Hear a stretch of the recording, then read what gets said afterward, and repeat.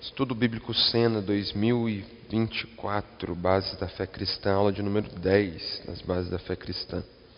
Temos como texto base 2 Timóteo 3,16. Vamos ler aí juntos? 1, 2, 3 e... Toda Escritura é inspirada por Deus e útil para o ensino, para a repreensão, para a correção, para a educação na justiça. Amém. E aí a aula que nós teremos hoje é o que é ressurreição? O que é ressurreição? Entendemos que Cristo ele é ressurreto, ele ressuscitou, dentre os mortos. Então, como nas últimas aulas a gente tem abordado bastante, a gente abordou sobre o que é a Trindade, agora a gente abordou sobre quem é Jesus. Então, seguindo essa linha lógica, hoje a gente vai trabalhar sobre o que é ressurreição. A gente sempre fala que Jesus ele ressuscitou dos mortos, ele ressurgiu, houve uma ressurreição. Mas o que é a ressurreição de Jesus? O que significa a ressurreição de Jesus? Então, partindo desse ponto, nós entendemos o quê? Que a obra de Jesus, a obra que Jesus fez aqui na terra, ela não acabou na sua morte e na sua ressurreição. Ela não acabou ali na sua vida e na sua morte. Porque se a obra de Jesus tivesse acontecido apenas na sua morte e em sua vida, a nossa pregação não seria útil. Se Jesus ele tivesse apenas vivido e morrido e mais nada tivesse acontecido, além disso, se ele não tivesse ressuscitado, a pregação não seria útil. Assim como está escrito lá em 1 Coríntios, capítulo de número 15, 1 Coríntios 15, 14, lá em 1 Coríntios 15, 14 diz, inútil é a nossa pregação. Caso isso não houvesse acontecido, se Jesus só tivesse vivido e morrido como qualquer um de nós faremos, então não seria útil. Mas Jesus, diferente de nós que vivemos 70, 80, 90, 100 anos e morremos, ele ressurgiu dos mortos. E além de ressurgir dos mortos, ele veio novamente, quando ele ressuscitou, ele veio a este mundo, ele passou aqui mais 40 dias, após ele ressuscitar dos mortos com seus discípulos. E depois disso nós vemos lá no início de Atos que ele retornou aos céus, ascendeu aos céus, como um rei vitorioso e também como um conquistador que ele foi. Ele venceu a morte ali na cruz do Calvário, ele conquistou mais uma vez ele conquistou de uma vez por todas a nossa liberdade de relacionamento com Deus Pai, e a partir desse momento nós tivemos vida mais uma vez. Então, isso é um ponto muito interessante para nós. Nós, como cristãos, devemos entender e realmente viver essa verdade. Cristo Jesus, ele ressuscitou dos mortos como um rei vitorioso e conquistador e voltou aos céus para junto de Deus Pai. Amém? Então, entrando aí na nossa folha, a primeira parte em negrito está escrito detalhes da ressurreição. Detalhes da ressurreição. Alguns detalhes que nós vemos aí. Então, o primeiro pontinho diz aí para nós: os 4 evangelhos contêm informações da ressurreição de Jesus. Então, em todos os 4 evangelhos, Mateus, Marcos, Lucas e João, nós vemos falando sobre a ressurreição de Jesus. Nenhum deles foge. Até coloquei aí, aonde cada um dos evangelhos fala. Mateus 28, do 1 ao 20, Marcos 16, do 1 ao 8, Lucas 24, do 1 ao 53, e João 20, do 1 até o 21, versículo de número 25. Então, todos esses momentos falam da ressurreição de Jesus. Todos os evangelhos. Continuando, ao longo do livro de Atos, os apóstolos falam continuamente da ressurreição de Jesus, incentivando as pessoas a confiarem nele como uma pessoa viva e que governa no céu. Então, meus irmãos, a gente vê aí que os evangelhos, os escritores dos evangelhos, Mateus, Marcos, Lucas e João, eles tiraram um tempo, eles tiraram aí até mais de um capítulo muitas vezes, ou um capítulo inteiro, para falar da ressurreição de Jesus. E quando Jesus volta aos céus, quando a gente olha ali no início de Atos, Atos capítulo de número 1, o momento onde Jesus está retornando aos céus, nós vemos o quê? Que após isso se inicia a igreja. A igreja se inicia, e a igreja se inicia com o quê? Com essa verdade sendo sempre aplicada. Né? Sempre quando os apóstolos, né, que foram os discípulos de Jesus, sempre quando eles iam pregar, o foco deles era sempre falar o quê? Que Jesus, ele voltou aos céus, ele retornou aos céus. Eles sempre falam e eles sempre trabalham isso. Por quê? Porque para eles era, e para nós também é, uma verdade indiscutível. Porque eles viram com os próprios olhos Jesus subindo aos céus mais uma vez. E um ponto que é muito interessante, que realmente também traz uma veracidade, né, para isso, é o que? Nós vemos um Pedro, por exemplo, que há pouco tempo antes estava, né, ali diante de Jesus, né, dizendo que ele morreria por Jesus. Após isso, quando Jesus é pego, nós vemos um Pedro fazendo o quê? Negando a Jesus 3 vezes. Mas depois disso a gente vê o quê? Um Pedro, né, que quando se encontra novamente com Jesus, depois de Jesus ressuscitar, um Pedro totalmente transformado. Um Pedro que, né, que por mais que tenha negado há pouco tempo depois, agora já está vivendo para Cristo. E quando Cristo volta aos céus, só para findar a ideia, quando Cristo ele volta aos céus, a gente vê o quê? Um Pedro realmente levando o Evangelho. Em Atos a gente vê Pedro ali batizando várias pessoas, pregando o Evangelho, sendo preso, sendo açoitado, apanhando, e saindo da cadeia feliz, alegre, porque ele estava apanhando em nome de Jesus.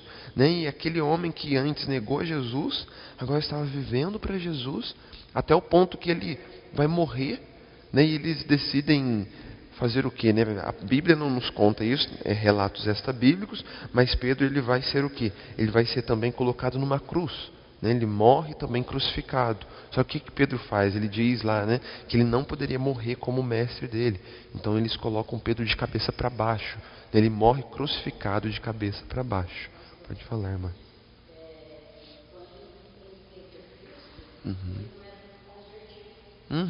Exatamente. Sim, isso mesmo. Aqui, irmã. Perdão, não. É.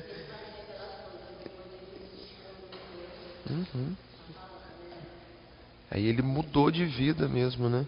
Realmente, porque a gente vê assim que ele, né, antes, por mais que ele caminhasse com Jesus, ele ainda assim negou Jesus, né? Isso realmente foi uma grande falha, né, no caráter de Pedro naquele momento, claramente. E ele também demonstra ali que ainda estava distante, né? Distante daquilo que Deus queria para ele. Então a gente vê relatos como a vida de Pedro, né? E de todos os outros discípulos também, dos outros apóstolos, né? Sempre o quê? Basicamente todos eles morreram por Cristo.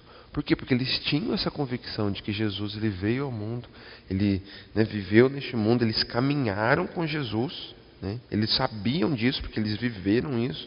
Eles viram Jesus retornar aos céus e após isso, eles iniciando a igreja de Jesus, fizeram realmente tudo aquilo que eles deviam fazer, até ao ponto de morrer por Cristo.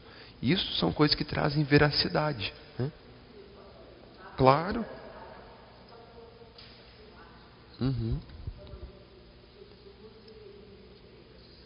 Uhum.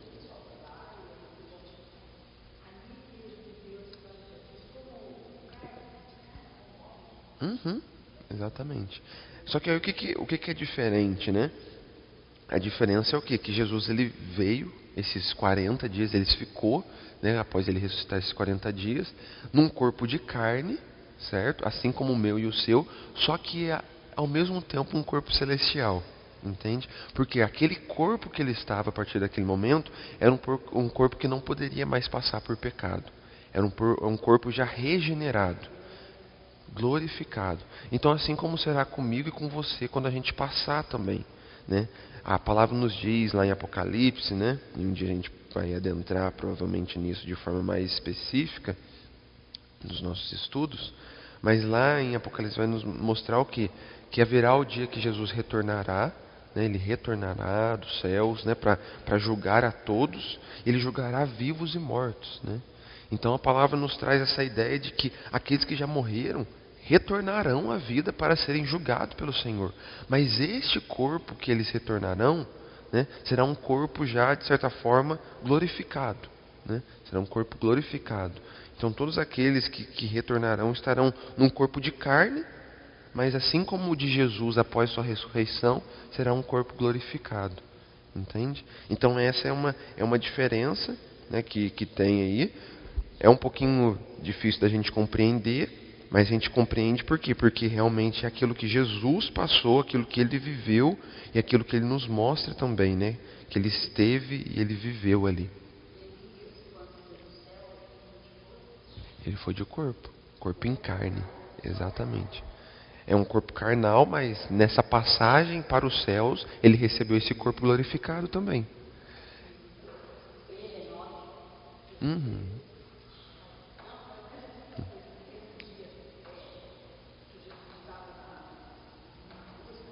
Uhum.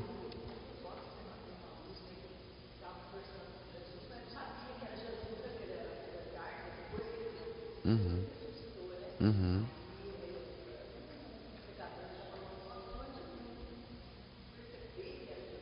Uhum. Uhum.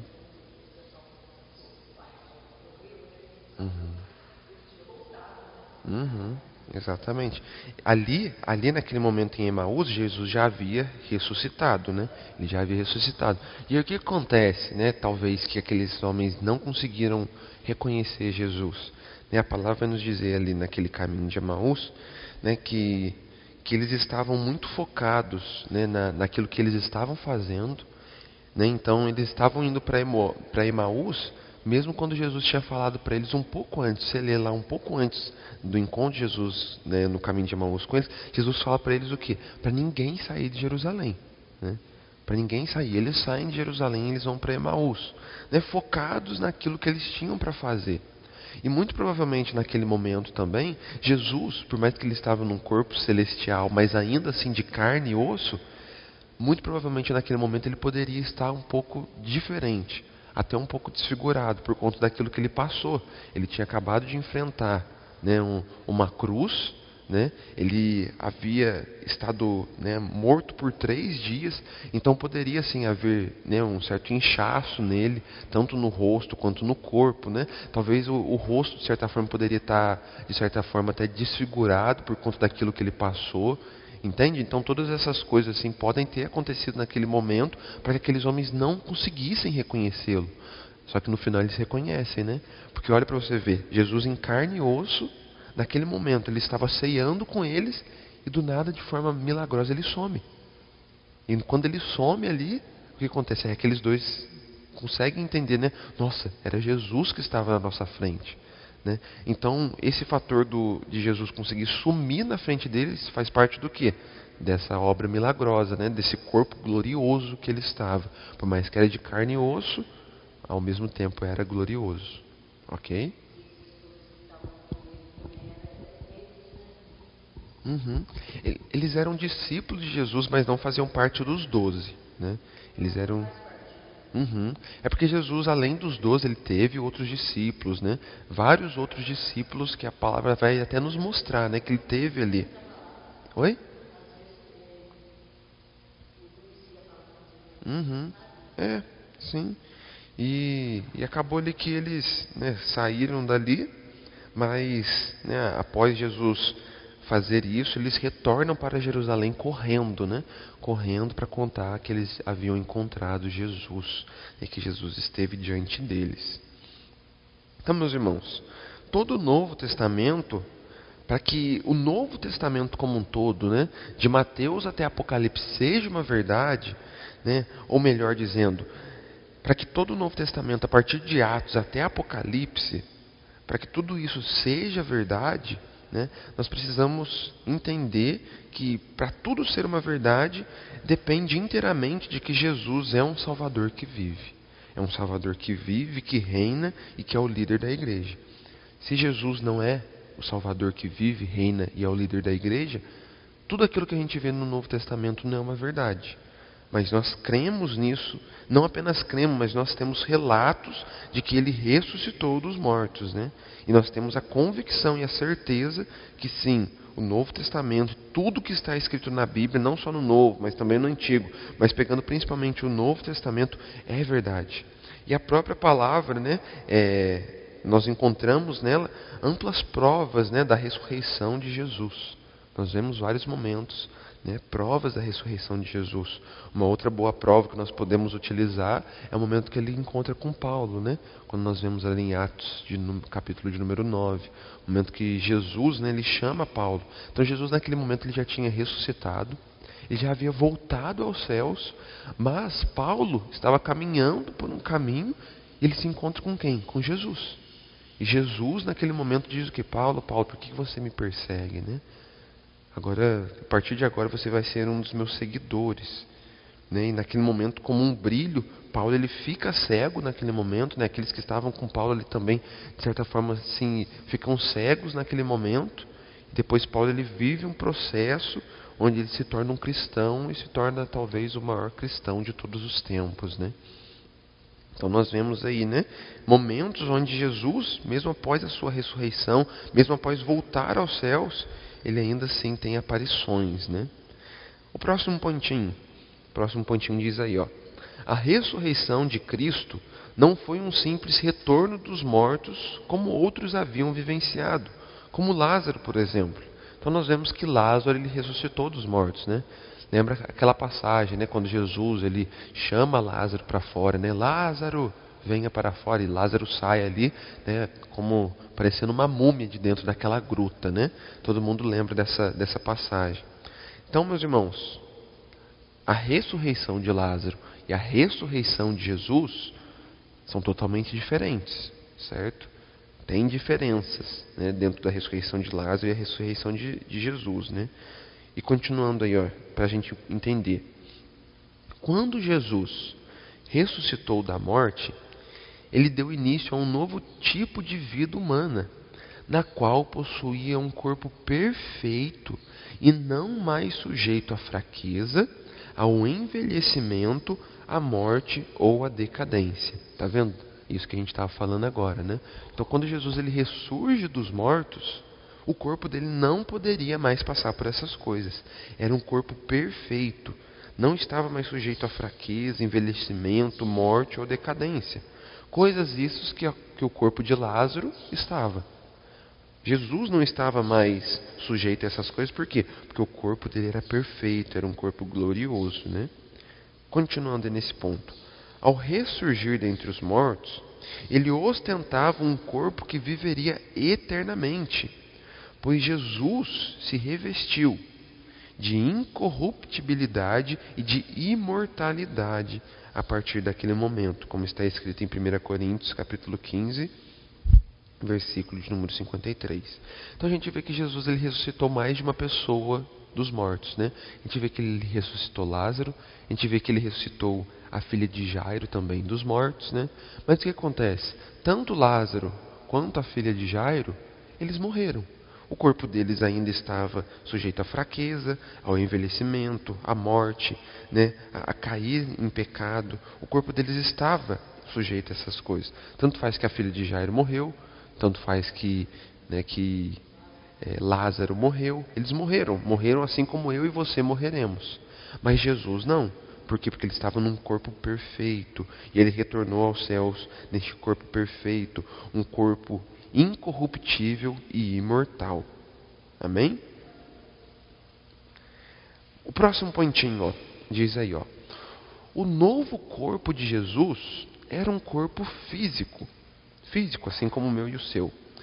Quando os seus discípulos o viram, abraçaram-lhe os pés. Então, Mateus 28, 9 diz isso. Então, quando Jesus ele retornou dos mortos, né? Quando ele ressuscitou, os seus discípulos os abraçaram nos pés. Olha aí, e comeram e beberam com ele, depois que ressuscitou dos mortos. Então eles, olha para você ver, depois que Jesus voltou dos mortos, ele ainda comeu e bebeu 40 dias ainda com seus discípulos, né? Neste corpo celestial. Em seu novo corpo, Jesus tomou o pão, deu graças e partiu e deu aos seus discípulos. Isso está em Lucas 24, 30. E também convidou Tomé a tocar suas mãos e lado. João 20, 27. A Bíblia ela é clara. Jesus ressurgiu fisicamente dos mortos com um corpo feito de carne e ossos. Lucas 24, 49.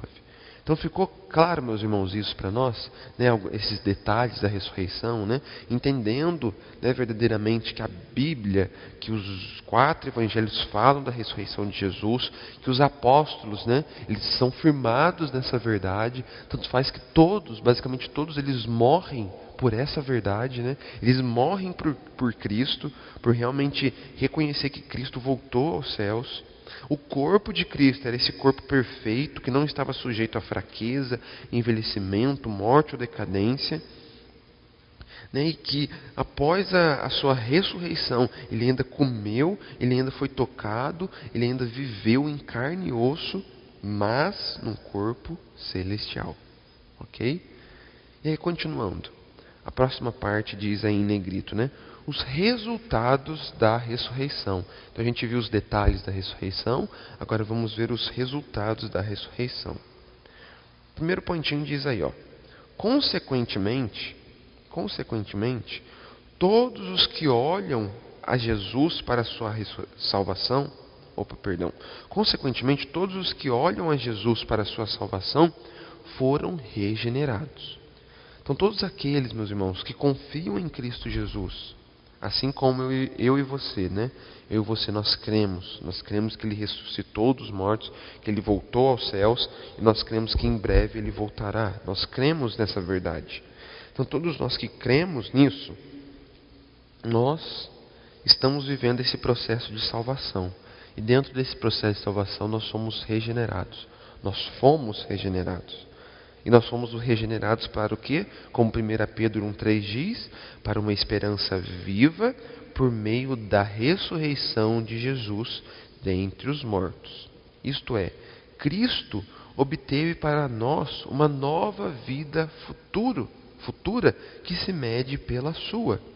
Então, meus irmãos, embora os nossos corpos, né, o meu e o seu corpo, não estejam como o corpo de Jesus, o nosso espírito, o espírito que está em nós, o espírito que habita dentro de nós, o nosso espírito ele já foi vivificado na ressurreição de Jesus.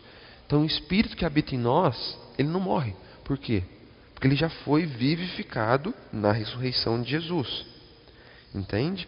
Então, a partir disso, nós entendemos que nós temos o quê?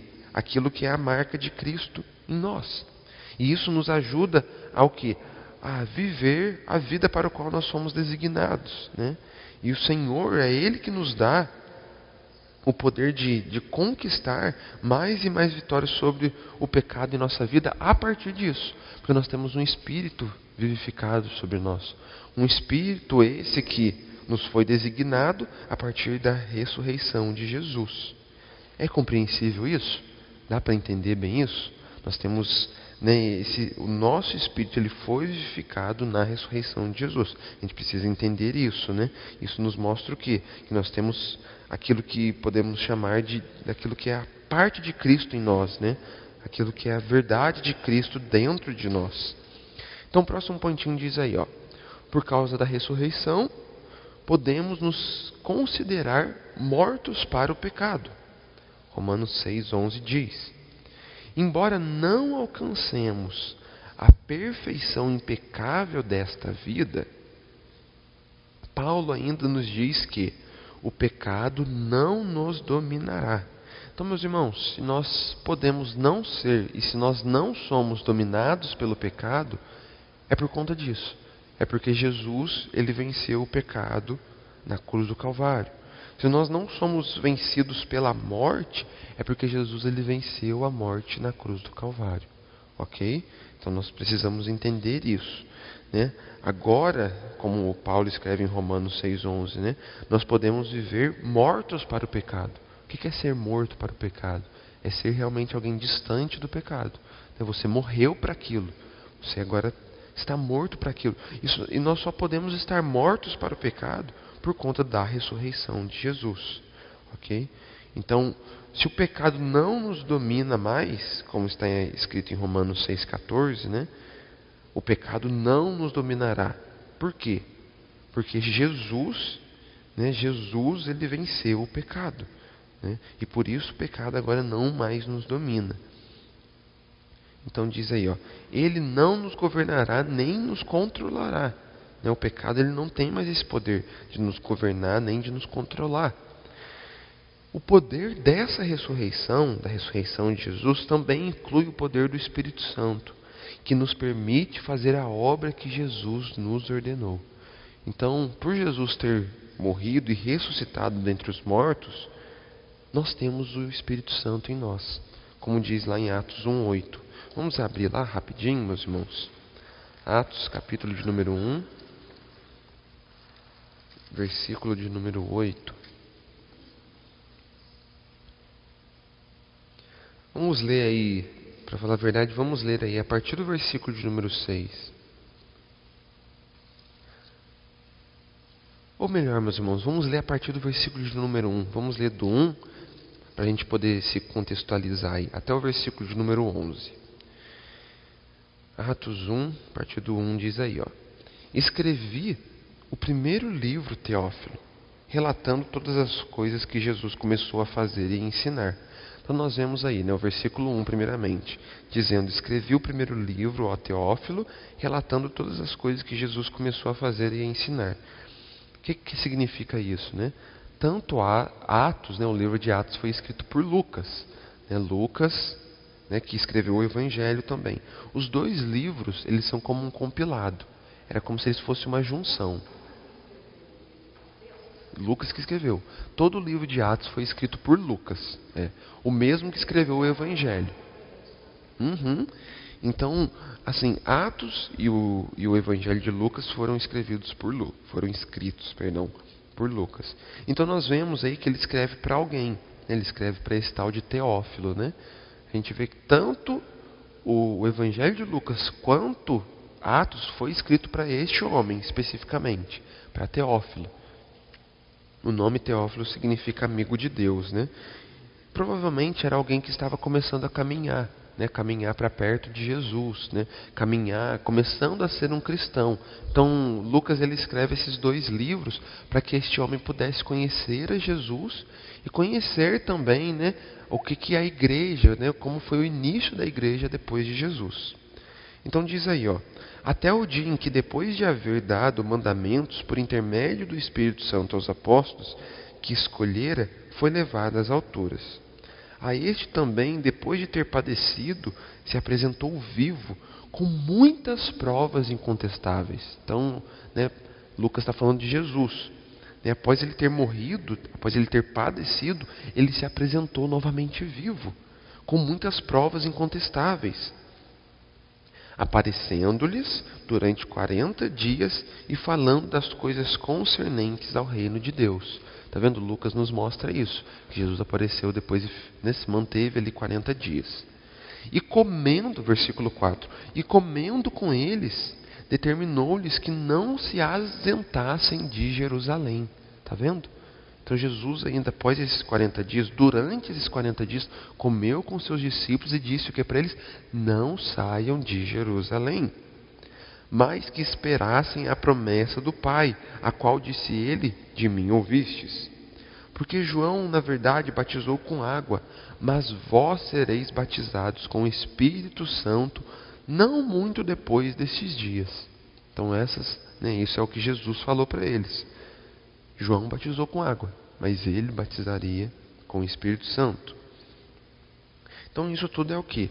Até aqui o versículo de número 5, do 1 ao 5, né, a gente vê uma introdução aí, né, o prólogo do livro de Atos, onde Lucas está explicando para Teófilo, né, que Jesus, ele morreu, ele ressuscitou, passou 40 dias aqui nessa terra, comeu com seus discípulos e deixou uma promessa para os seus discípulos. E dentro dessa promessa, o que eles deviam fazer?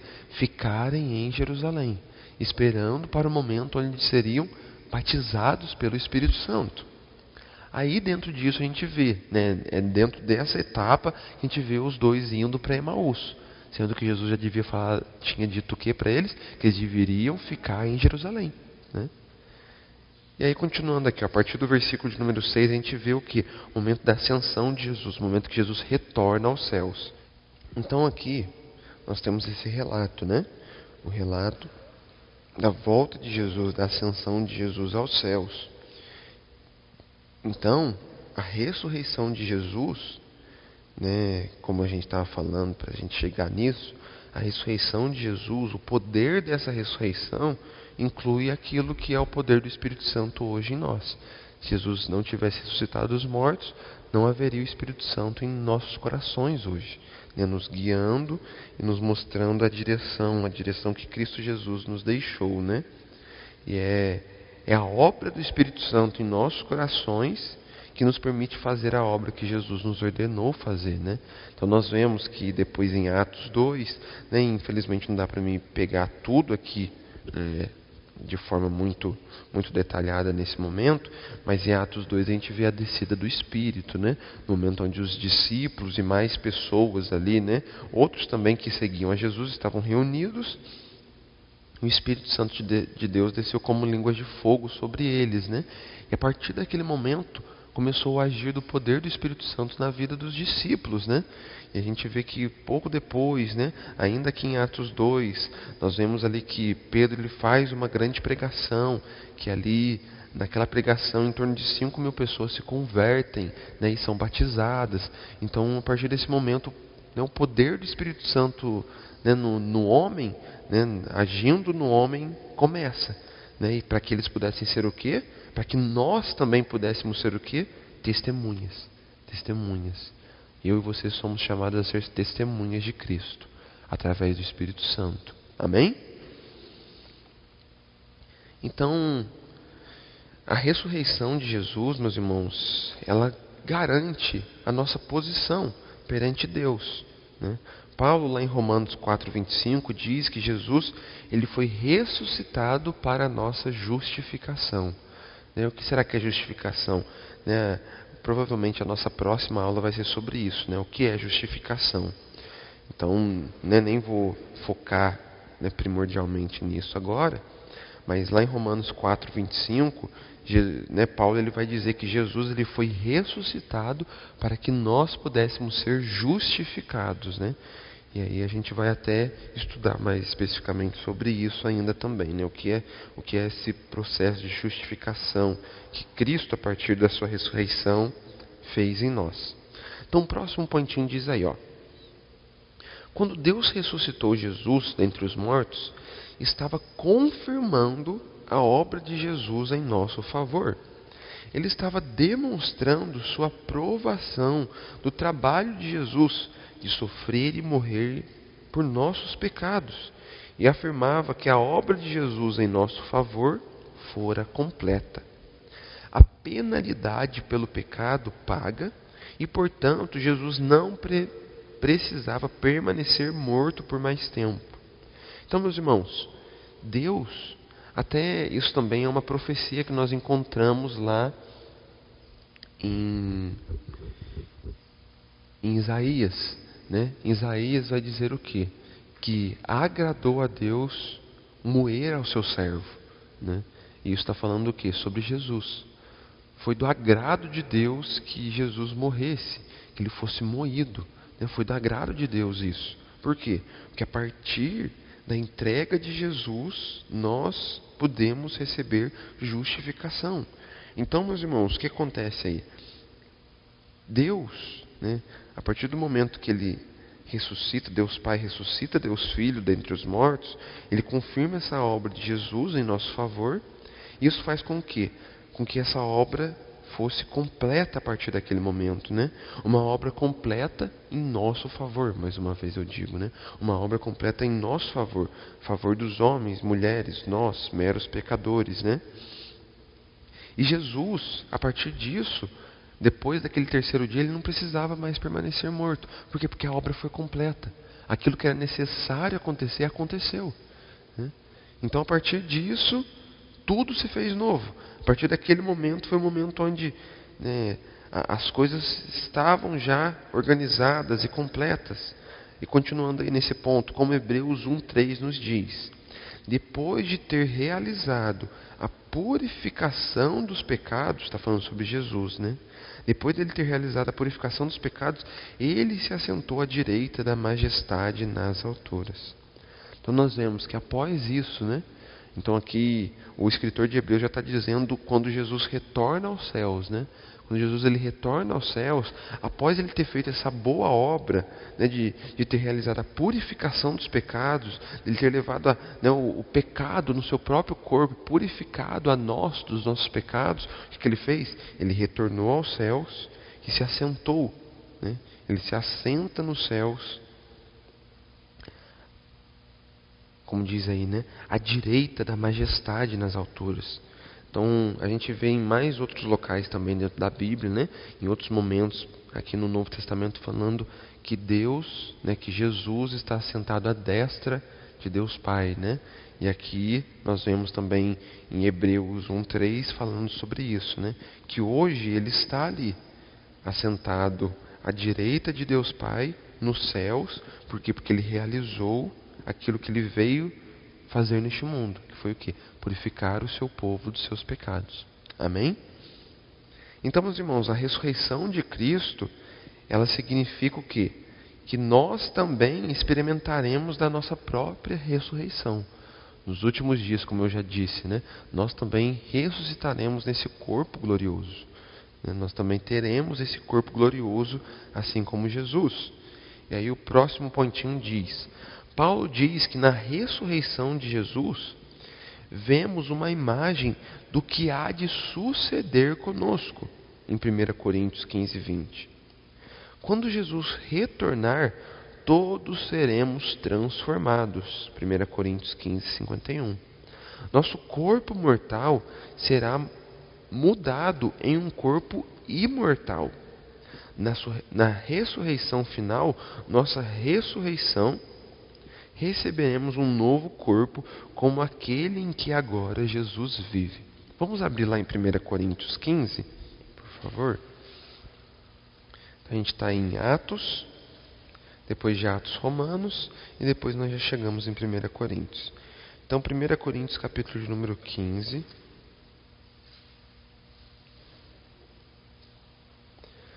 Primeira Coríntios 15.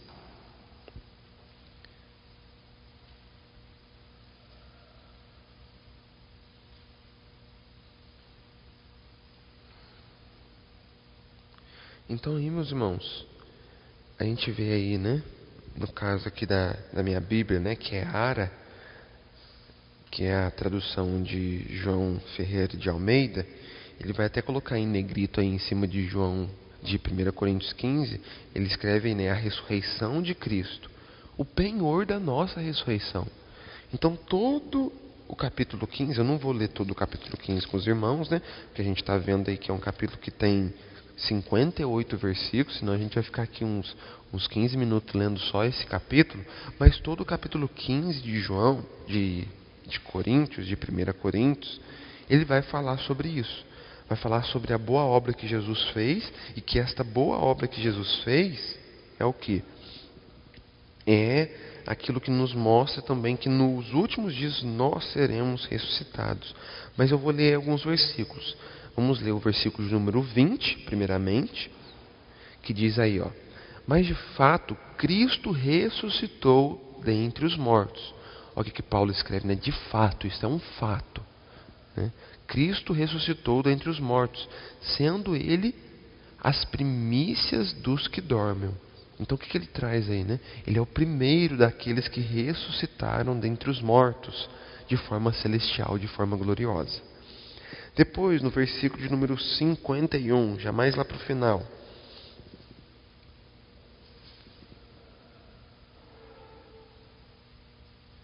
Lá no versículo de número 51, diz assim, ó: eis que vos digo um mistério. Olha, está indo contar algo, né? Eis que vos digo um mistério, algo mistério, um mistério misterioso. Nem todos dormiremos, mas transformados seremos todos. Então, nesse momento, o que ele está querendo dizer aí, né? O que Paulo escreve aí? Que quando Jesus voltar, nem todos estarão mortos, né?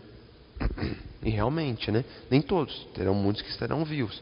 Por exemplo, se Jesus retornar hoje, a gente está vivo aqui, né? Nem todos estarão mortos. Mas transformados seremos todos. Então todos serão transformados. Aqueles que já morreram ou aqueles que vivem serão transformados neste corpo glorioso. A partir de um certo momento passarão a ter esse mesmo corpo. Sim. Exatamente. Corinto era uma cidade. Exatamente. É igual a gente aqui, né? Todas as cartas de Paulo, ele dá o nome para as pessoas, né? Então era como se ele estivesse escrevendo carta de Paulo aos passaquatrenses. Exatamente, o povo de Passa Quatro. Aí dá para guardar bem, né? Exatamente. Então aqui, né? Coríntios é o povo de Corinto, né? Então é Paulo que escreve aqui, né, tanto a primeira quanto a segunda carta para eles, né? Então aqui a gente vê que Paulo ele fala sobre isso, né? Todos seremos transformados, todos receberemos esse corpo glorioso. E aí depois no versículo de número 53 ele diz, ó, porque é necessário que este corpo corruptível, então ele está falando que é necessário que este corpo corruptível, esse corpo que eu e você estamos agora, né? É um corpo corruptível, né? Ele pode se corromper. É necessário que esse corpo corruptível se revista da incorruptibilidade e que o corpo mortal se revista da imortalidade. Então é isso, né? Essa imortalidade que Paulo escreve aí e essa incorruptibilidade que Paulo escreve aí é este corpo glorioso que Cristo Jesus tem. Oi? Não. Não é o corpo que vai para debaixo da terra. Mas é o corpo que quando estiver debaixo da terra, retornará. Então, aqueles que estão mortos hoje, lá no cemitério, aqueles que já morreram, eles vão retornar dos mortos. Todos retornarão dos mortos. Todos retornarão dos mortos neste corpo celestial. E todos virão diante do Cordeiro nos últimos dias e todos serão ali diante de Jesus, passarão mais uma vez. Ele como justo juiz serão ali, né, diante dele, colocados mais uma vez. E aqueles que viveram uma vida segundo a vontade de Deus irão para o céu, e aqueles que não viveram segundo a vontade de Deus serão levados ao inferno. Amém? Então haverá este momento. A gente vai trabalhar isso ainda um pouco mais para frente, né? Até quando a gente olhar mais especificamente para o livro de Apocalipse, né? Que fala sobre todas essas coisas, né? que haverão de acontecer ainda na frente. Então, meus irmãos, né? Antes de entrar aí na última parte, vamos dar uma pausinha para a gente tomar um café. Então, meus irmãos, finalizando aí a nossa aula, a última parte fala sobre a ascensão de Jesus, né? Aí, em negrito, a ascensão de Jesus. Aí o primeiro pontinho diz aí, ó. 40 dias após a sua ressurreição, e a gente acabou de ler aí em Atos 1:3 isso, né? Jesus levou seus seguidores para fora de Jerusalém. Ele levantou as mãos e os abençoou. Estando ainda a abençoá-los, ele os deixou e foi elevado ao céu. Então, quando Jesus ele deixou a terra, meus irmãos, ele a trocou por um lugar específico, né? Quando ele saiu daqui, quando ele retornou, né? Quando ele subiu, ele deixou a terra por um lugar específico, que é o céu, né? Todo mundo sabe disso. Então, uma vez ali no céu, Jesus ele foi exaltado à direita de Deus, como a gente viu. Isso também está escrito lá em Atos 2:33. Quando ele retorna aos céus, ele foi exaltado à direita de Deus. E lá em Filipenses 2:9 vai dizer também que Deus exaltou a mais alta posição, ele deu o nome que está acima de todo nome, né? Então, ele tem essa mais alta posição, o nome de Jesus está acima de todo nome. E aí o próximo pontinho diz aí, ó. Após sua ascensão, Jesus recebeu glória, honra e autoridade que nunca antes haviam sido suas. como alguém que era tanto Deus como homem. Os coros angélicos, então, lhe cantaram louvores com as palavras: digno é o Cordeiro que foi morto de receber poder, riqueza, sabedoria, força, honra, glória e louvor. Isso está escrito em Apocalipse 5:12. Então nós vemos, quando Jesus ele retorna aos céus, ele recebe toda a glória devida, né? Lá em Apocalipse 5:12 diz isso para nós, né? Que ele é exaltado e os anjos o louvam desta maneira, né? Digno é o Cordeiro que foi morto de receber poder, riqueza, sabedoria, honra, força, glória e louvor. Agora, à mão direita de Deus, Cristo deve reinar até que todos os seus inimigos sejam postos debaixo de seus pés. Então, meus irmãos, a gente poderia falar sobre várias profecias que estão se cumprindo e que ainda irão se cumprir, né? E uma dessas profecias para o retorno de Jesus é isso, né? É que haverá o momento em que todos os inimigos serão postos debaixo dos pés do Senhor, né? Então, isso faz parte. Claro, claro. Porque ele não queria ou porque ele queria? Quando nós lemos em Atos, ali em Atos, né? A gente vê o quê? Só para a gente poder tentar entender em Atos 1, a gente vê dois pontos, ó. O primeiro aí é no versículo de número 4. Diz aí, né, quando Jesus ele já havia ressuscitado, ó, e comendo com eles, determinou-lhes que não se ausentassem de Jerusalém. Então, primeiramente, Jesus falou que para eles não saírem de Jerusalém. Por que Jesus falou para eles não saírem de Jerusalém? Porque ele iria ressuscitar dos mortos, iria se encontrar com eles, né? E eles passariam por este momento onde Jesus diria para eles que ele voltaria aos céus e com sua volta aos céus enviaria o Espírito Santo, certo? O que acontece? Era isso que fazia com que eles deveriam ficar em Jerusalém. Tanto faz que aí, quando, por exemplo, os dois ali vão para Emaús, Jesus vai atrás deles, para que eles retornem para Jerusalém, para que eles vivam esse processo do receber o Espírito Santo. Entende? Pode, por favor. Eu vou chegar ainda nisso.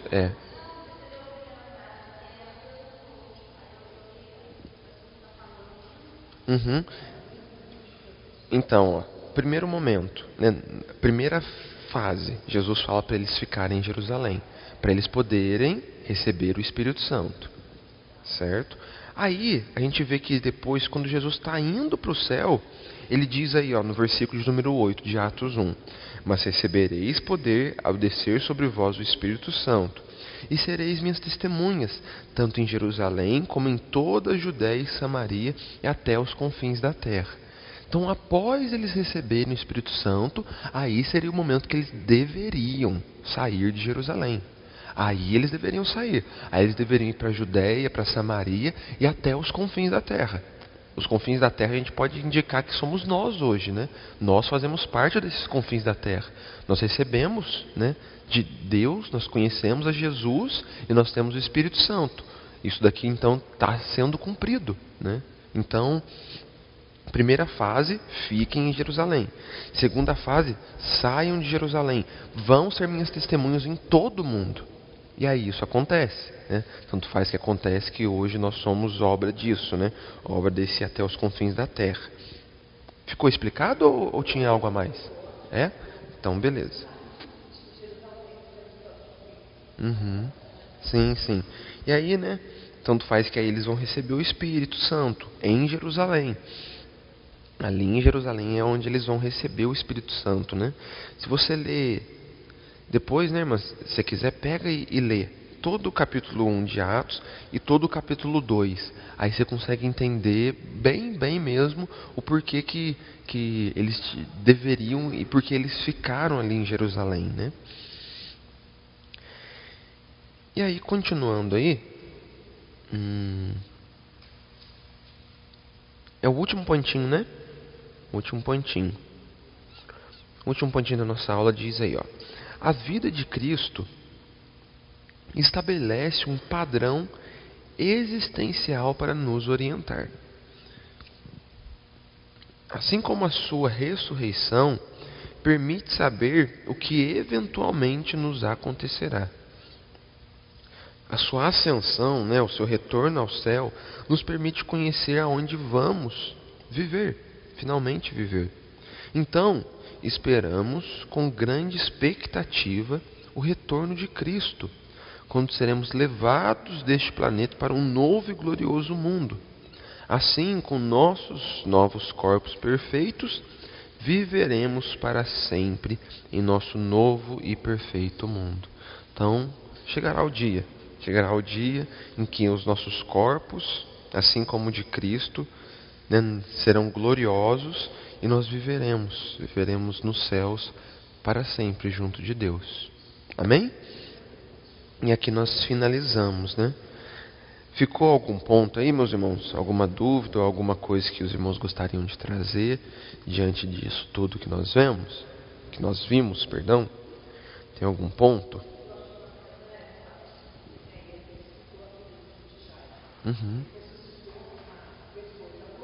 Exatamente. Exatamente.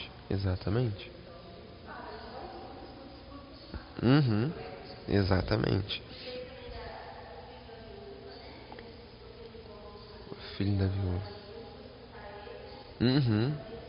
É verdade.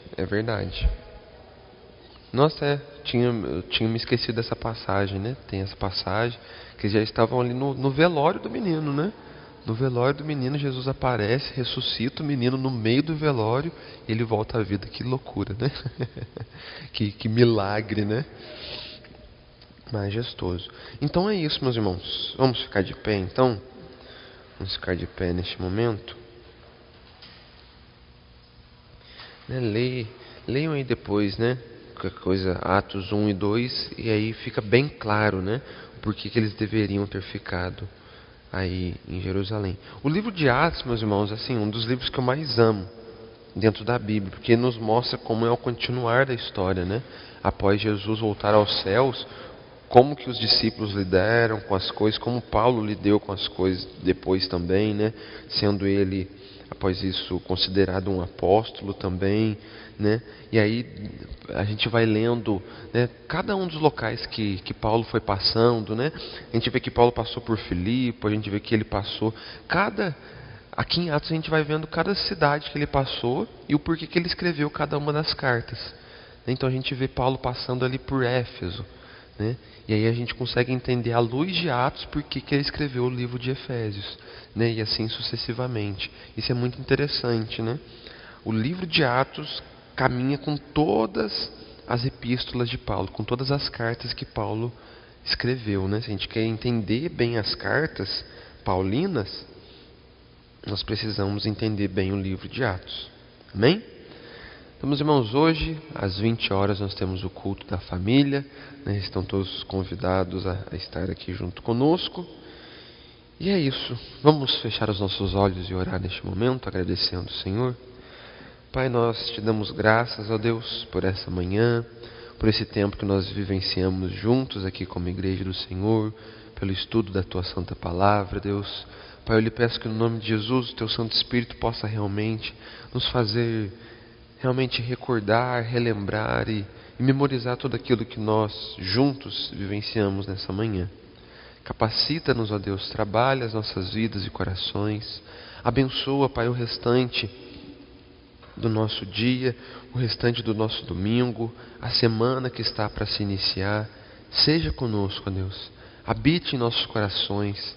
Realmente nos leve a viver cada dia mais e mais um relacionamento profundo com o Senhor. Pai, eu lhe peço que o Senhor possa estar levando os meus irmãos para as suas casas, debaixo da Tua santa proteção, Deus. Guia-nos nesse dia. Assim nós oramos e lhe pedimos pelas Tuas bênçãos e pela Tua graça nesse dia. Em nome de Jesus. E todos dizem amém. Glória a Deus. Cumprimente seu irmão com a paz. Que Deus abençoe a todos. Um ótimo domingo e uma ótima semana.